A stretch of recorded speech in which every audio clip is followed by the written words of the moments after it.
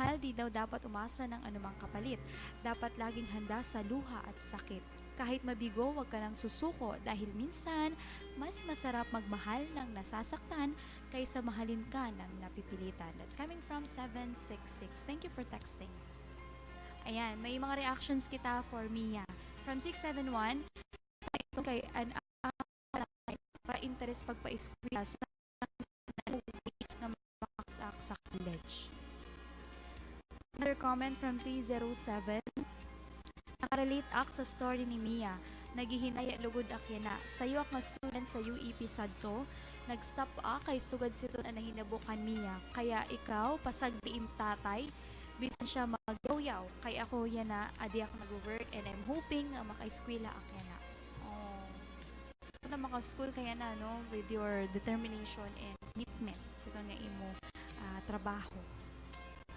From 500, si Jason, ito, kuan, nagpa-advise sa aton nga may da siya tulungan na ruruyagan nga babae. Salamat daw sa advice nga sa music aton ginpatugtog. Paano daw kuno siya magpapaliwanag sa kanila. So, pamili sin sayo sa kanra nga tulo, then explain to them nga mayong kanaruyagan nga iba. Pakipag-break.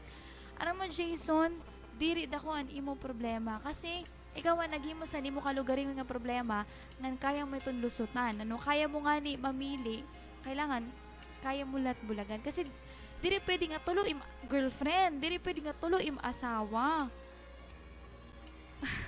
Bago ni Boss Mapi, pwede ko na. Ikaw ko Boss Mapi, ha? Ihatag sa'yo kan Boss Mapi para dirili ko, malipayon liwat naman bossing nga di ba, Boss Mapi? Ganito nga mga kababayanan nga naruyag sa imo, sobra niton kamanhid, sobra niton nga mga tanga nga naruyag sa imo bisan tulo sira nga naruyagan mo. Pa-broadcast mapugod sa amo imo complete name. Ikaw talaga wala kang natitirang hiya. Ikaw na talaga ang taong walang hiya sa balat ng lupa. Joke. So, yan na pala, Jason. Try to visualize your future. Ikarood mo na mag-asawa. So, settle to only one girl. Settle to only one woman. Kay, makukurian ka, I assure you, pag diri ka mamili, na, sigurado iton nga tulungan ka babayaan ka. Iiwanan kang luhaan. Kaya ayaw na pag paabuta pa iton nga time nga sugad situnan imo matatagamtaman kay kanugon san panahon nga imo gin Google, no, ngan kunta maging seryoso ka sa imong karelasyon, kailangan maging truthful ka sa imo magiging girlfriend or magiging asawa. Tulo-tulo pagod ha ni mo asawa, so nakakaloka ka talaga, nagsulak ulo sa kay sobrang ikaw na talaga, ikaw na ang gwapo, ikaw na ang mayaman, Ikaw nang lahat. Jason, ano ka ba? Ala, sige, okay. Yun yan din nag-aro sa aton advice. Nawara lugod aksini nga ka, Jason. Ikaw talaga, Jason. Bayon din nag-text sa aton, nabasa ko kanina, 7 months na kuno sila nga nag-break sa niya uyab, nga dili pa kuno siya naka-move on. Ayan, pag move on ang pinag-uusapan, listo sa si Teacher Cupid. Hay na ba anto nga text? Nalisa kan, ayan. From 642, pwede ako mag-aro ko na no po akihimuon. Di pa kasi ako naka-move on sa naging boyfriend. 7 months na po nga nakaagi, di pa po ako naka-move on. Pero po may boyfriend na kina. Di ko po aram kung mamahalon ko ba siya o diri. May boyfriend ka, pero diri mo aram kung mamahalon mo siya. Naging bitter. Sige, Teacher Cupid. Sini nga sitwasyon mo yan an imo na imod sa imo sa imo boyfriend, an imo ex. Okay. So paano mo ini masusolusyonan? Proper closure and at the same time you try to let go of your past, especially sa imo ex, sa karasunan nga para ikaw mismo diri ka mag-dwell sa imo past para maka-move on ka. So Moses sa nato ning kukuan nga di inahatag nga advice sa mga issue about moving on matters is that you talk to your ex, nga at the same time, ipadangat sa kanya, nga kung may kalangot ka, kung love mo siya, ipadangat sa kanya, love mo siya. Pero, kung kinahanglan talaga, pud nga ini is labi na ud nga may boyfriend ka, nanangaran, Miss Casey ning aton kuan, texter, wara pagkuan sa Waray siya ngaran, Miss di No name. maka-move on. So, sa aton di maka-move on nga dang babae, ani mo sinihimuon is that kailangan ma-settle mo ini. Sa karasunan nga, di mo nga ni siya ma-settle, nga at the same time, ipadayon mo ang imo pagigugma sa imo ex, pero mayong ka boyfriend, nag-cheat ka. Inloloko mo ang imo boyfriend. Sa karasunan nga diri ang imo inahanap nga paghigugma nga da san imo boyfriend niya na. Inihimo mo lang imo boyfriend as panakipbutas para maglipay ka nga at the same time para maimod san imo ex nga kaya mo. Pero ada gihapon ang paghigugma. So, kung love mo ini nga imo boyfriend niya na, maghihimo ka choice. Ma-select ka san sayo nga decision nga makuri.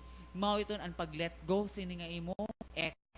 Isa ini sa sunan nga pag-istorya. Istoryahay sa nimo boyfriend ang imo ex nga i-plaster na ini nga tag na tanan tuldok.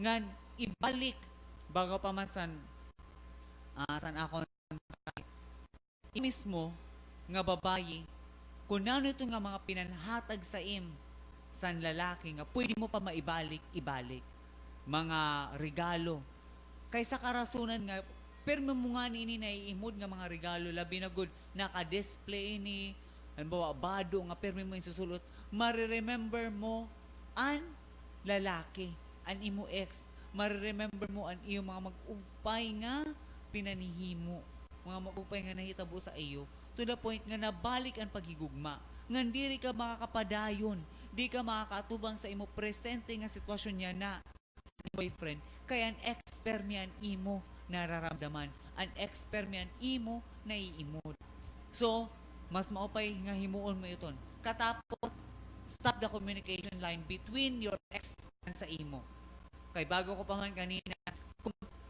kapag diri around sa imo boyfriend nga nakikipag-text ka sa imo ex sayo ini nga pangangaliwa kung sa sayo pangakuan mag-asawa nag-cheat ka sa kanya inkukuanan mo siya ba pa man iniiputan mo siya sa ulo so ikaw babayi maghimo ka sin crucial nga desisyon kay diri lay ni para sa imo kaupayon nga para lutin sa kaupayon sa iyo relasyon sini nga imo boyfriend niya na so cut the communication line ngan at the same time itry nga atubangon mo ang imo boyfriend itry nga maglipay ka sa kanya presensya ngan kailangan settle me as soon as possible okay tatong texter kung tayo nakahatag aksin mag-guide mo itong para makamove on ka. Yes, ako naman, I'm not trying to be bitter, but I'm trying to be real. Sa iyo, please, di move on. Two ways laan ako nihatag nga advice sa imo. And I hope this will serve you as an enlightenment sa imo yan na kamutangan. You know what? Moving on is not only for 7 months, but it takes time. Sometimes it takes years to move on. And it's not easy for you to move on because you still have this amount of love towards your ex. And I have a question, nano kay nakipag-boyfriend ka, nga diri ka pa man ngani ngay kapag move on. Okay? Sa ito nga big question. Una nga advice nga karoy ko sa imo ihatag, pakipag-break sa nimo boyfriend because you're just using him for your own personal happiness. Kung di mo kaya makipag-break, second option, kay istoryaha an imo boyfriend eye to eye. No, ito kamo lang nga duha tapos may eye to eye contact. May imdan mo an impact. Sugara sa kanya, will you still love me? Bisan kung dili pa mabuhat sa akong ex. Kaya mo back gihapon karon to. Kaya mo back gihapon pa. Hikaon bisan kung for almost 7 months adi paghihapon iton sa ak nga pagigugma ko sa akong ex. And if that guy really loves you, he will say yes. Kaya ko karawton iton. no? Pero pag nagay na sulaan sa nimo ginsugad, try to understand gihapon iton nga iya decision nga no, I can't love you nga maging kita na kapag nakapag-move on ka na. Kung nimo naman boyfriend masugad, okay, yes, I will help you to move on. Guys, very sincere to you, kaya ayaw na siya pagpakawalingan. I-focus an imo love, an imo attention, an imo time, treasure, trust, honesty sito nga imo boyfriend. An imo ex naman kalimtin na siya because he's already part of your past. Nga sa kanya may daka good memories nga niya na with your present boyfriend. You're now trying to create new good pleasant memories. Kunta kung ano man ang imo maging desisyon, kay syempre ikaw gud gihapon an magdesisyon kung ano ang imo dapat himuon.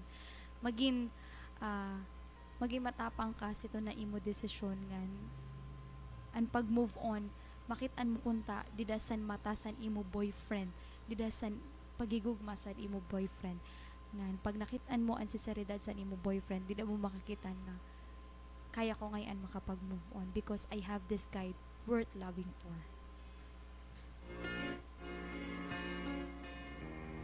And because you're trying to move on, this song is offered for you with love and sincerity.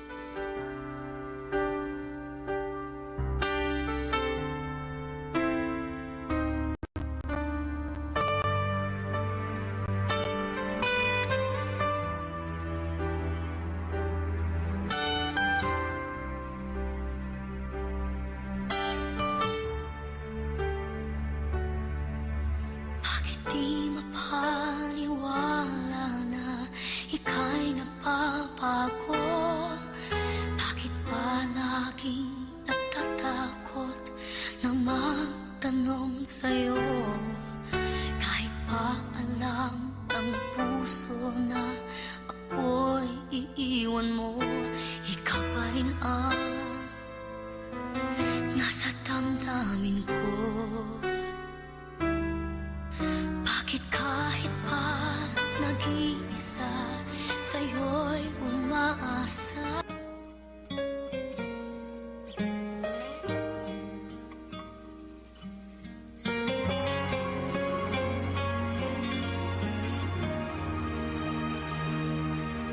Nag-iisa at hindi mapakali, ibang-iba pala pag wala ka sa aking tabi.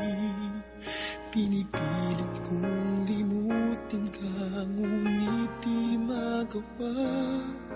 Sa bawat kong galaw ay laging hanap ka.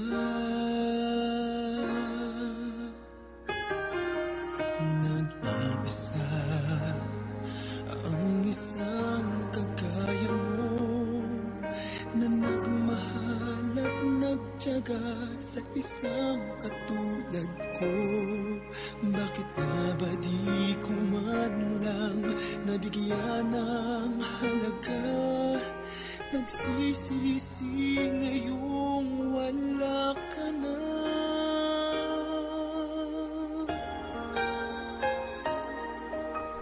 Kulang ako kung wala ka. Di ako mabubuo kung di kita kasama.